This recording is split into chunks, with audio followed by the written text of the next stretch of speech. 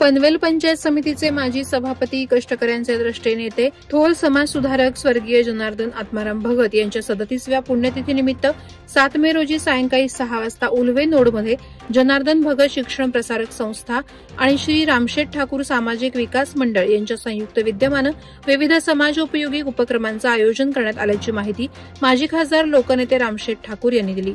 यामध्ये विशेषत्वाने पनवेल तालुकास्तरीय स्वर्गीय जनार्दन भगत स्वच्छ ग्रामपंचायत पुरस्कार स्पर्धा 2025 चे बक्षीस वितरण तसंच शिक्षण, क्रीडा आणि सामाजिक क्षेत्रात उल्लेखनीय कार्य केलेल्या गुणीजनांचा पारितोषिक सन्मान समारंभ, त्याचबरोबरीनं मराठी पाऊल पडते पुढे या सांस्कृतिक कार्यक्रमाचं आयोजन करण्यात आल्याचं त्यांनी सांगितलं।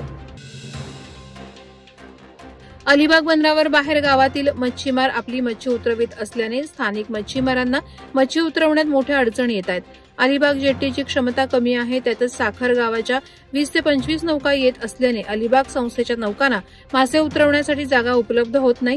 त्यामुळे अलिबागचे नौकाधारक आणि बाहेरच्या गावच्या नौकाधारकांमध्ये जेट्टीवर मासळी उतरवण्यावरून वादविवाद होत असतात।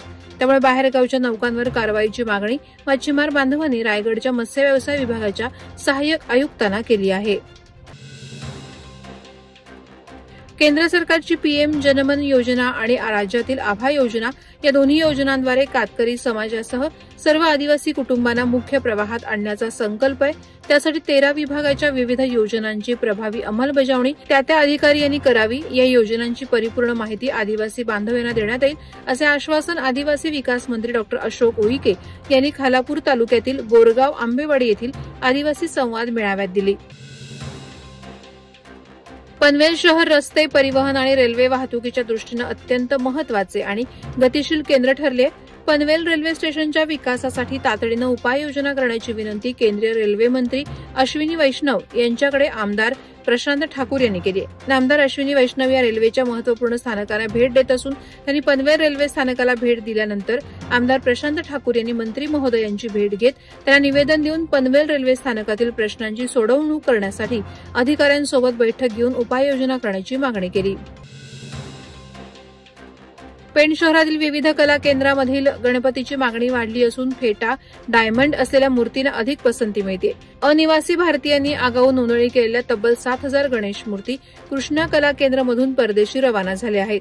आतापर्यंत Australia, Dubai, South Africa, USA, West Indies, कॅनडाकडे मूर्ती रवाना झाल्यात।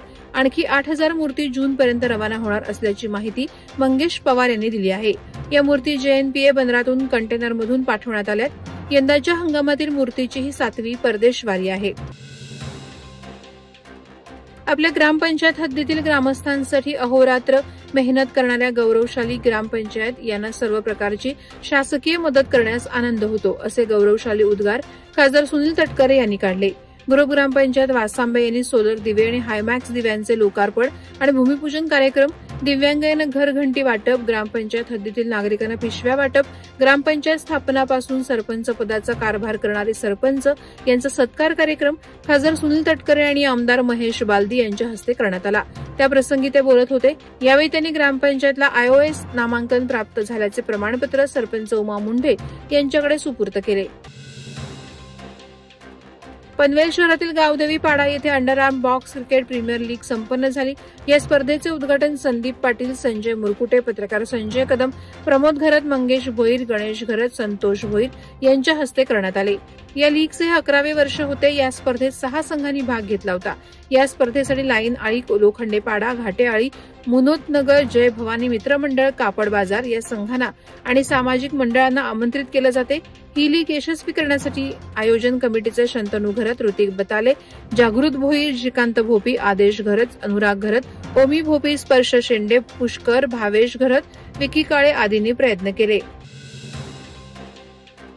जिओ स्टुडिओज प्रस्तुत आणि केदार शिंदे दिग्दर्शित झापूक झुपूक चित्रपट प्रेक्षकांच्या भेटीला आला। यामध्ये मराठी बिग बॉस सीझन 5 मधील विनर सूरज चव्हाण याची महत्वाची भूमिका आहे। अभिनेत्री जान्हवी किल्लेकर हिने या चित्रपटाचा मोफत शो पेणमधील मोरेश्वर चित्रमंदिर येथे आयोजित केला होता।